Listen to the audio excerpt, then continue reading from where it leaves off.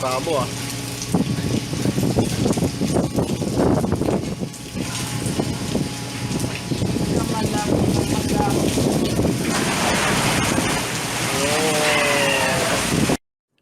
Fishermen, they are rightless, under no umbrella of any seafarers' union. They are left alone.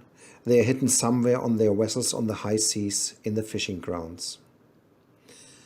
In the year 2006, ILSM, which is the International Lutheran Seafarers Mission Singapore, started to take care for them and to look for them.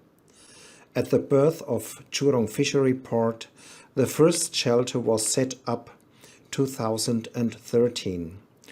Although being a very simple place, in the beginning little more than a rooftop like a bus stop, the place was actually running for 6 years and became a very important point of contact for countless fishermen. As a non-permanent building, it had to be taken away and tore down in October 2019. Many items we would have been thrown away, the fishers brought to their vessels. It was no waste to them, it was precious. But the place was empty again. Since years we have been planning behind the scenes, ILSM together with MWC, Migrant Worker Center, and our partners. We have been planning for a new shelter. It was good to have the old one, but improvement was necessary in many points. The procedure was difficult enough, but the whole thing got even more complicated as the COVID pandemic took place worldwide. Finally, in September 2020, the reconstruction was about to start, and the shelter could be finished in November 2020. It would be now our pleasure to celebrate this opening at the shelter, in the shelter, but due to the COVID safety regulations, this is not possible. But something is possible. We can take you to a virtual tour into our new shelter. And so I say welcome to our new shelter at Jurong Fishery Port. Welcome to the new shelter at the Jurong Fishery Port.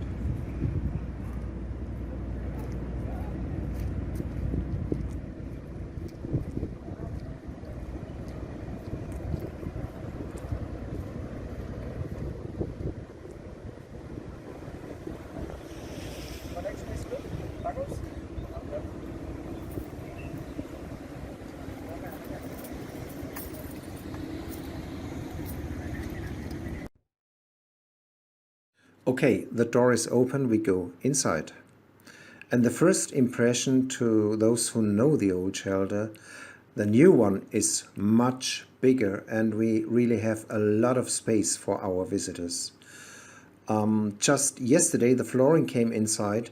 This means the place is not yet finished and we will put inside carpets, mats, chairs, flowers and on and on. At the back side we have two special corners. I will come to them later. To understand how much the place has improved for the visitors and also for the staff, to see that it is necessary to take a look under which conditions we have been working in the old shelter. Under normal circumstances, the shelter is never that empty like the shelter is now under COVID conditions. Take a look. Normally the place is very, very crowded. The place is crowded inside, crowded outside. The pest control was a regular visitor of the place for some reasons. Fishers are queuing at the desk to sign in into our logbook. There is no aircon at the place. This means the temperature can go up easily to 65 degrees Celsius and more. And sometimes the whole thing is quite a crowd. For example, when we distribute donated clothes, and we really get a lot of them from many places, it can get very narrow and uncomfortable for you when you are surrounded by many fishermen in front of you, at your back, and every one of them trying to get the best catch. they really do not mean it some kind of bad, but it can get really awkward. And this is just one example for many things we really had to change and to improve. For that reason, we have now a clear separation of the drop-in center with a lot of space for our guests, and in the front of the shelter there is a professional counter desk. And very important, this is a so-called staff-only area from where we can serve our guests professionally. Imagine you are the man at the counter, the co-worker who stands behind the counter. Nobody is in your back, and you can show them the items of the day. They can make the choice, and we can guarantee that everyone gets something. Even the youngest fisher who comes in 2 hours later than the others. Well, we have a kitchen, we have water from the tap. We did not in the old shelter, and it's really hard to understand under which circumstances we have been working. Only the sewage, the dirty water, is collected in a tank and has to be pumped out regularly. This one is one of the very important items. It is our Wi-Fi router. We provide Wi-Fi for free 7 days a week. You must know, shipping vessels don't have any Wi-Fi connection when they are out on the seas. So after months, sometimes after years, when they come back, here they have the first possibility and the only possibility to connect to the family, to the wife, to the parents, the children. I remember a fisherman who contacted his family after a real long time, and the family was surprised that the guy was still alive. So this is absolutely a very important equipment. It also helps to connect them, to keep them connected to the world, to inform about their rights via internet. They can save their contracts as PDF to be on a safe side on this point, and many more. If we move to the other end of the shelter, we first of all see some cabinets. And the purpose is to create a kind of a separation and some protected areas. You must imagine some flowers will be put at and makes it more nicely. This one we will call the silent corner, the counseling area, where, for example, fishers can sit down and have their talk to the families if it needs a private area and space for a confidential phone call. And this one we also use when they need to talk to someone, when they need counseling, when they need help. On the other side here, 2, 3, 4, 5 can sit together and play Jenga, chess or carom board. And let us come back one more time to the picture that lies on the table. Soon we will put it on the wall like this. It was painted and donated by one of our volunteers, Jackie, from the German marketplace. And everyone who steps inside can look at this picture and can be inspired. It simply shows a mother with a child. And this means what the shelter and the silence corner may become to the visitors for a moment. It means protection, it means comfort, it means forgetting all the fear and loneliness for a moment, no fear, being kept by mighty arms, peace for the mind and peace for the soul.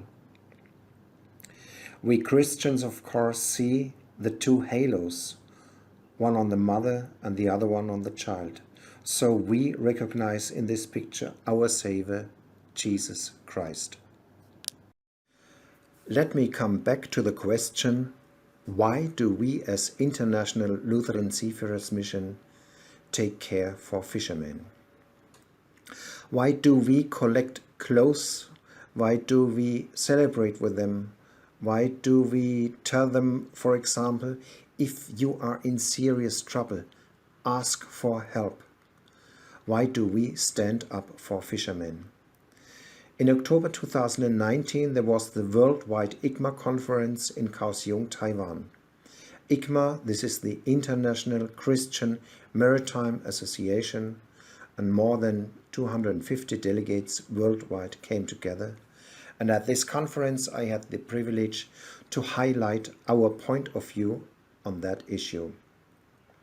And we say, though fishermen are not seafarers by law, by that what they do, and I say this with all respect to those who work on container vessels, by that what fishermen do, they are more seafarers than anybody else. I asked a German captain of a container vessel, I asked him, what do you think? Are those wooden fishing vessels, are they safe? And his answer was, in average, at least one time per week, we get an SOS call from one of those in distress. So and so many rescued, another number missing. So our conclusion is, if anybody is a seafarer today, fishermen on those vessels are first and foremost. So we see it as our moral, as our Christian duty, and also as our duty as Seemannsmission to take care for fishers.